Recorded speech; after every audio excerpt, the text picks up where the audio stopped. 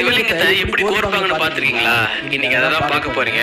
சிவலிங்கம் மொத்தம் 3 பாகத்தால் ஆனதுன்னு சொன்னேன். ஒன்னு பிரம்ம பாகம், இன்னொன்னு விஷ்ணு பாகம், லாஸ்டா ருத்ர பாகம். சோ இது 3ம் சேர்ந்தாதான் சிவலிங்கம்.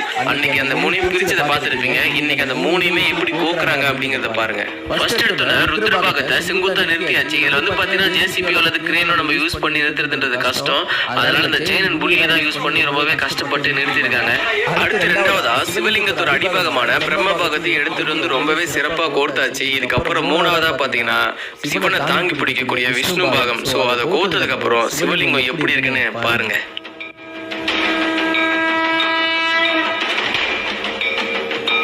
ஜலகண்டேஸ்வரர் கோர்க்கும் போது ஜலம் இல்லைன்னா எப்படி? அதான் மழை நிக்காம பேஞ்சிட்டு இருக்கு. ஒரு வழியா சிவலிங்கத்தோட 3 பாகத்தையும் கோர்த்தாச்சு. இந்த அப்பன் ஈசன் எப்படி இருக்காரு பாருங்க. சிவன் கோயில் கட்டுறதுங்கிறது சாதாரண விஷயம் கிடையாது. அதுக்கு பல தடைகள் வருங்கிறது உண்மைதான்.